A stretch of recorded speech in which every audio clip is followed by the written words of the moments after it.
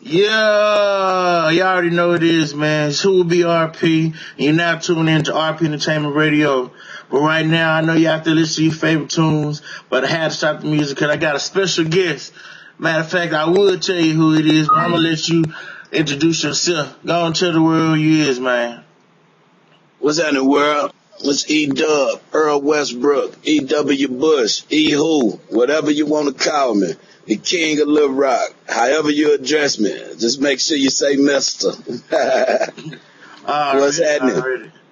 Alright, said, y'all heard the man. It's Mr. E-Who, E-Dubb, Little Rock's finest. Man, yeah. So how you been holding up, man? I've been chilling, man.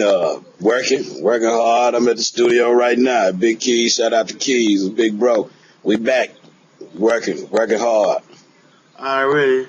Think about it. You mentioned Big Keys and listening to some of your songs. Seem like he always been a big, he'll be a big part of your career. So, how did that relationship work out for you? Like I say, we still jumping, man. Bro actually produced my first solo album. I had been rapping for a while and been dealing with a few folks here and there. But when I fool with Keys, it's more successful, it's more professional. You know what I'm saying? He get a professional vibe, and he don't just produce it. He a part of the whole situation. I might write something, and if it don't sound right, he gonna tell me, no, that ain't what's happening. You know, I need people like that. You know, sometimes you have a lot of coattail riders, however you want to say it, and everything you write, they say it's hard. I know everything I'm writing ain't hard, so, you know, I like to have people around me that's going to tell me the truth, you know what I'm saying, and he one of them. Shout out to Tony T, too, TGE representative, president of the label, he going to tell me the same thing. Oh, that's good. That's cool. Cause like you said, what you're saying basically is a lot of people got a lot of yes men, and you keep people in your circle that ain't gonna just tell you, man, you gonna make it. They don't like, that ain't gonna be it. So how did y'all meet? Yeah. Actually, it's kind of funny because, you know, Keys, Big Bro used to have a name around the town where, man, dude taxing. Dude charging, he busting you up, and you know, he just had that name, so people kind of scared me away from him, you know what I'm saying, because they ain't want us just to be together how we was, I think, because it was a beautiful thing. But I had kind of got down on my ass, down on my luck, and you know what I'm saying, I started piecing my album together, and I wanted to be different. So wasn't everybody in my circle, I ain't gonna say my circle, but a lot of people that I knew that was rapping, that was telling me that he was charging, I was like, well, whatever, I'm going to holler at him myself, you know what I'm saying? So when I hollered at him myself, you know what I'm saying, he wasn't charging no more than what everybody else was charging, and his was the best quality. Like, I give people the example all the time as far as, like, you want the Jordans off the side of the road, or you want the Jordans out the mall? I prefer the Jordans out the mall, so that's why I'm in Big Keys. So, how long have y'all been working together? Was you back in On the Rise days, or when he had his own thing? Really when he had got his own thing. I've been fooling with bro since he been in Sherwood. I had visited the studio when he was on 12th Street once or twice, but I can't really recall if I recorded nothing or not. I think that's kind of like where I really kind of met up with him and found out who he was and whatnot. But I've been fooling with Big Bro for some years, man. Some years. That's what's up. Matter of fact, like I say, I'm at the studio now. We just wrapped up 2 albums, and he produced 85% of them. Yeah, because I know you got to be busy from your long-away hometown. We glad you're here. And so let's get a little bit to your backstory. Why don't you tell the people that don't know how you actually got started in this music industry, and who did you look up to and different things like that? Bro, I started rapping when I was like 12. Just, you know, little school cafeteria rapping, battle rapping, you know, situations like that. I actually ran across a guy named 3, that's my brother right now. You know what I'm saying? That's my guy. And his talent was just like so superb. Like he'll sit down and rap about the trees, freestyle, and make the trees seem like it was the thing to be. It's the thing to be a tree. So he kind of showed me how to put together a song. And, you know, being around somebody that can actually rap and as talented as he was, it kind of boosts my skills because we was around each other all the time. But I've been rapping, like I say, since I was 14, man, just doing little shows, open mics. Hottest in the Roxy, Club 501. Really, a lot of the clubs, these people probably never perform at no more because they not here. You know what I'm saying? And then I ain't gonna say I started, the groups, we kind of all started a group called A-State Hustlers. Yeah, We I was remember fooling those. with, Diamond Cut Platinum Entertainment. Shout out to Six. And once we kind of got together, we kind of had some differences. We put out an album called Think It's a Game, and we just kind of had some differences. It ain't no beef or nothing like that, though. So after that, I kind of went on my own and started a label called Block Music, me and Big Dollar. Then my big homie Quick stepped in the picture, so it was me, Big Dollar, and Quick. So then we called it Block Music. We actually got a distribution deal through T-Town Music. Shout out to Lopez. For those of y'all that don't know who that is, that's DSR, Big Tuck, Dallas, what's up? Yeah, shout out to Dallas, you know what I'm saying? And from there it kind of took off. We had got another little younger group called Foundation. Like I say, shout out to Tony T, Lil Homie and G Scott. Then we had picked up Down and Dirty, which was Shabuda and Endo. So I kind of been moving and grooving like that. And the people that I looked up to, man, as far as rapping, I was a big Tupac fan. You know what I'm saying? Once I seen Chris Cross rapping, though, I knew I could do it. Rest in peace. Yeah, rest in peace. But yeah, Tupac, man. I listened to Biggie, man. At that time, I really was just a Tupac fan. Brother Lynch Hung. You know what I'm saying? I dug them, Scarface. You know, I like them type of rappers. You know what I'm saying? So that's where you get your storytelling from, I see. That's where I get the storytelling from, man. Exactly. Yes, like I said, you had mentioned the A-State Hustlers, and like you said, y'all had the differences. And then y'all had like a big deal with that, though. I remember when that CD came out, y'all had some big features, and it seemed like that was the thing. So what kind of happened with that? Like I said, we just had some differences. We had got a distribution deal on the second A-State Hustler album. The first A-State Hustler album, it was just us moving and grooving in the streets, hand to hand, doing talent shows, open mics, and kind of trying to build our brand up as A-State Hustlers. But the second A-State Hustlers, which was Alleyways and Ditches, which A-State Hustlers at that time was me, Big Dollar, and Incognito. Like I said, we got the distribution deal out of Dallas. And, you know, we had Tuck on there, Tom on there. We had done some discussions. Yeah, we had done some discussions with Twisted Black before he had got locked up. We kind of had a show up there with him. Just them type of guys. You know, I got a feature on the Earl Westbrook album from Killer Mike. Shout out to Killer Mike. That's a real guy, man. He a real dude. No money involved with nothing. He just recognized the talent and the skills, and he hopped on the track with a pimp. That's for sure. So everybody might not know. So I want you to go into real details, but kind of let people know what happened. Because you was doing your thing, you dropped your Earl Westbrook, and you was starting to get your plane, then you kind of disappeared for a minute. So everybody might not know about that. Why don't you kind of put that in some terms for some people? I mean, I mean, you can listen to the music. I rap about what I be doing, man. Like you said, I'm a storyteller.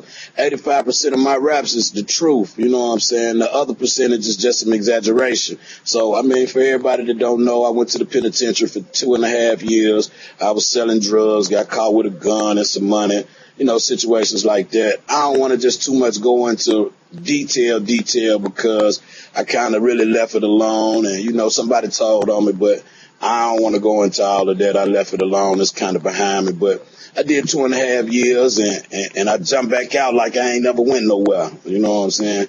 But a lot of people just be rapping. You know what I'm saying? I be rapping, but I be rapping about what's going on with me. You know what I'm saying? So basically what you're saying, like you said, when people hear you, they need to believe because what you're talking about is the real. Oh, they need to believe that. And you can come see it. Just come to my city. Ask about me. They'll let you know. You can come see it. You don't go to the penitentiary for lying or making up stuff you're rapping about. If I'm rapping about bricks, believe I got some bricks. But like I say, that was neither here nor there. That's the old dub. You know what I'm saying? Right now, I'm just more focused on this music. You know what I'm saying? And like I said, speaking of that, think about you saying your city, like I said, Little Rock, Arkansas, and right now we hear a lot of big timers trying to come in there and grab somebody. They're trying to grab somebody. So, like, what can you expound about the music scene in Little Rock for those that don't know? I mean, we not a music state, so it's kind of hard to kind of really come up out of Little Rock. A lot of people, you know, they move around, they go from city to city, state to state, doing their thing, which is the best thing to do, because that way you can get heard, get your fan base outside of Arkansas. We not a music state, so we don't have no TIs at the club with us, or you know, we got some basketball players and some boxers and you know, some comedians and deals like that. It'll probably be easier for you to get one of them type of deals, but you know, it's coming together though, because like you say, it's different people getting snatched up from here and there. Shout out to Arkansas Bo. He just signed with Scarface. You know what I'm saying? A couple more people doing their thing, but it's not a music state, so it's just kind of harder to get your music heard, especially if you're just sitting down. If you ain't shaking and baking, man, you really ain't, you know what I'm saying? You're really wasting your time. You got to try to go outside of where you're from. Don't just rap in your neighborhood, you know what I'm saying? Go outside the state, go outside the city. Even if you just go out, even if you just go to the surrounding cities in Arkansas, you know what I'm saying? Just try to do that. If you hard and you talking right and they like you and you're talented and you're skillful, it'll bleed out into the other surrounding states. You know what I'm saying? Yeah, that's what's up. And like I said, you said you the new E-Dubb, so kind of expound on that. Let us know what we can hear from this new E-Dubb and what he got plans. Like I said, is you starting some new tours or what new singles or albums we look for? You in the studio right now working? Yeah, I'm in the studio right now, man. The new E-Dubb just more focused on the music. See, before I went to the penitentiary, I was more focused on the streets. You know what I'm saying? And when I say the streets, far as doing street shit, you know what I'm saying? I still do street shit, but not to that nature. I'm in the streets with my music. I'm in the streets handing out backpacks for school. I'm in the streets encouraging folks, promoting this music. You know what I'm saying? I'm more focused on the music. If I was focused like I'm focused now, then I probably would have been gone. But you know, sometimes you have distractions, and that was one of my biggest distractions. I think I even heard T.I. say at one time, he ain't make it trapping in the music. He stopped trapping, then focused on the music and made it. I think he told his partner, if you get me a deal, I'll stop trapping.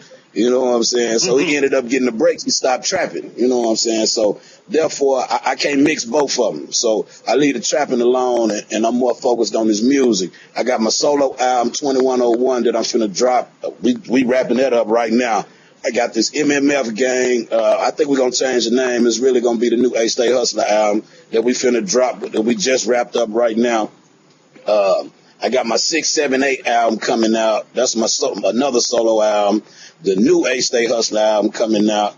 Then, you know, the guys that's on my label, and they got projects coming out. You know what I'm saying? Yeah, Big Dollar got a project coming out. Tony T got a project coming out. Shabuda got a project coming out. We just going forward. We're going forward on some positive. You know what I'm saying? I done a few little magazine articles. When I first got out, I did the Arkansas Times. Did the Boosie concert. Did the Jeezy. We doing the Rick Ross on the 21st. You know, we just trying to stay busy, man. We just trying to stay busy. And so that's what the new E-Dubb. That's what's up. And like you said, it sounds like you being a real pillar for your community. Like I said, handing out the backpacks and different stuff. I want to touch down on these album titles. Like you said, 2101. Is it any special meanings by that? And 678? Yeah, 2101, man, that's the neighborhood I grew up in. If I name an album, it's going to have some significance to it. That's the neighborhood I grew up in. One of them anyway, 21st and Battery. 2101, that was my address, you know what I'm saying, Corner House. 678 is actually 6780. That's my birthday, you know what I'm saying, but I took the 0 off, so it's just 678. You know, the Earl Westbrook album, that was my name. You know, the Chef and the Server, that's what I was doing at the time. You know what I'm saying? Think it's a game. That's what people was thinking, because they didn't believe I was rapping. You know what I'm saying? Alleyways and ditches, we was really in the trenches. Yeah, that's what's up. And I heard you mention the A-Stay Hustler, so y'all finally fix y'all differences, and now y'all back to putting it down. Yeah, it wasn't the differences between the A-State Hustlers. It was the differences between the label we was on. You know what I'm saying, at that time. Dollar had got locked up for a little while too, and when he got out, he just kind of wanted to pursue his solo career. But we never fell out, and we still was working on A-State Hustler music, and we still was E-Dubb and Big Dollar. You know what I'm saying? Me and him, we ain't never fell out. You know what I'm saying? And we the original A-State Hustlers. You know what I'm saying? Including my guy Tony T. You know, he been around since basically the beginning. You know what I'm saying? So, and like I say, he the president of the label TGE. That's the label I created after during the Earl Westbrook album, after the Block Music, because the big homie got locked up, and it was kind of too many hands in the pot on that project. So we ain't never had no differences, me and Big Dollar. That's what's up. So TGE, Tall Guy Entertainment, right? Yeah, exactly. And so where's that come from? Man, to be honest, man, a lot of people ask me that same thing. How is it Tall Guy Entertainment and you short? You know what I'm saying? But it was just, at the time, you know what I'm saying, I was playing with a few bands and I just felt tall. I was looking down on my haters, and you know what I'm saying, that kind of how that came about. I'm tall when I stand on my money. That's what's up, man. So that's how that came. Like I said, I feel the real experiences. Like I said, you talked about the album titles, where you been, where you're going, and like I said, is there any more things you want to talk about before we kind of wrap things up? I mean, just shout out to the team, man. Shout out to Key, shout out to KV, DJ Styles, Don Key. They've been instrumental in these new projects we getting ready to put out, man. Shout out to 607. Big Dollar, Tony T, the team, like I say. Just stay tuned in, stay focused. You know what I'm saying? I'm on all the social networks, Instagram, Earl Westbrook, E-Dubb, Facebook, Twitter. I'm on all of that. We got a couple videos coming out. Y'all be looking out for that. Check out the website, tallguyent.com. We got some videos and pictures and the website deal, you know what I'm saying? So y'all check that out, man. Y'all make sure y'all check us out, period. Yeah, so if you don't mind, let's give them a little something to check out. So like I said, give us a few bars on acapella so they can know why they should check out Mr. Earl Westbrook, E-Dubb, E-W Bush. All right, let's see. I'm gonna give you this. Smoking blunts back to back, the trap ain't what it used to be. Used to get them 6 apiece, 11.5 is new to me. Used to have a plug, but my plug ain't my plug no more. I'm buying weed from everybody. Meet me at the corner store. Usually go and get the weed, but hell, I'm scared to ride with it. The number of pounds a nigga go get, can't run and hide with it. Can't even write this verse, my phone steady blowing up. 11.5 here and there, people steady showing up. Hold up, bruh, pay attention, the trap is what I'm talking about. Money walking in, but yeah, the product walking out. Brains on the table, bags next to it. The extra clip over there, try something, I will shoot it. See, I'm a trapaholic. I be in trap class. Glad lock bags, homework, invest in ad. You do the math and bring that right back. 448 grams, I make 15 off of that. Yeah, I introduced you to the game, now let's go to the trap. With scales and bags and straps, you ready for that? Trapping up for discussion, cause I be trapping, homie. I really be in these streets. I ain't just rapping, homie. Already, like I said, man. We appreciate the time and support. Like I said, we really feeling the movement and everything you're doing. But we finna get out this thing. But before we go, we gotta have you introduce the single we about to play right now. Like I said, let the world know yourself what we about to get into. Y'all check it out, man. First of all, man, shout out to RPEntRadio, man, for keeping it 100 and holding it down. Y'all the truth, you hear me? The new single that we got, man, is called The Other Way, brought to you by TGE, E-Dubb, Big Dollar, and Tony T. Go the other way. Yeah.